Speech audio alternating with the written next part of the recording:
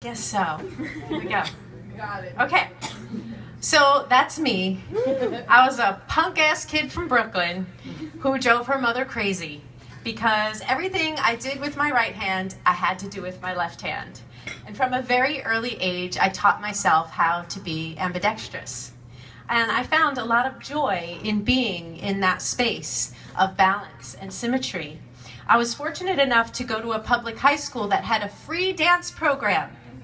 And I got to explore that passion that I had for that symmetry through dance. And I loved the moment where my body would click and suddenly movement came with total ease and joy. So when I was about 19 years old, I discovered ambidextrous drawing. I just picked up 2 pens just to see what would happen. And it was my aha moment. My brain did a little flip and my mind clicked. The drawing came with ease, and I knew I was onto something really cool. So I continued to explore this process, and I would never really know what was going to come out when I put my pens to the page. I felt like I was tapping into my unconscious, and somehow these images would appear, and they had a little message for me. They became like drawing meditations.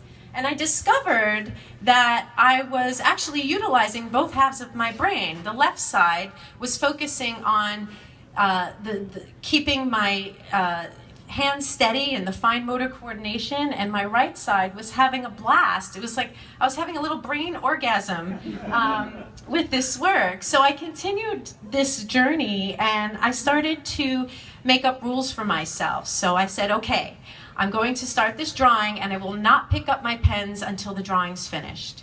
And then I started to explore what would happen if I started the drawing at the points of the middle of the page.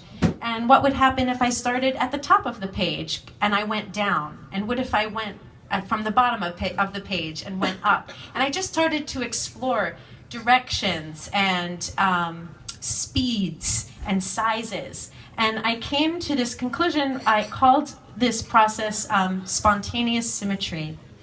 And I always had this fascination with the body, being a dancer. And I loved learning about the organs and how they worked. And I constantly did these kind of body diagrams. I called them little energy diagrams. I became a mom and an educator, so of course I had to experiment on my child and my students. She turned out all right. She's here tonight. And what I discovered was that the joy that I felt in doing this process was transferable. When these kids were doing this work, they had that same wonderful feeling. So my life continued, and I continued to explore different media. These are Ambi inks. And this was super exciting because ink and is liquid, so it had a totally different, it added a new element to the process. And so I had to have this sense of control, but also this sense of like, whoa, what's going to happen now? This is new, this is exciting. And again, the human form always stays with me. And then at some point, these drawings became very intuitive, and this lady appeared. I call her my Ambi warrior. She's 7 feet tall, and she's kind of fierce, and she don't take no shit. My intuition was preparing me for war, and she hung on my wall for quite some time. I didn't know what it was that was coming, but I knew something was coming, and I needed her. And sure enough, I went to war with Lyme disease. And pain is a really great teacher. I decided that rather than to escape or ignore my pain, I was going to face it head on. I had this warrior behind me. I was ready. I gave it space, and I decided to use this drawing meditation as a means of healing. And with these drawings, I stood really close to a very large piece of paper, and I just tried to draw what was going on in my body. How can I give this pain some expression so it could have its whatever, say what it needs to say and leave. And it did. And then I started to realize that I needed to invigorate my own vitality, because after years of treatment, I was like, I'm gonna have to heal myself. This is not working. So I spent hours on these drawing meditations. And really what I was looking for was joy. And I came across this quote that said, find a place where there is joy, and the joy will burn out the pain. And I find that message to be very true to myself. So I took this quote and I went all Ambi on it.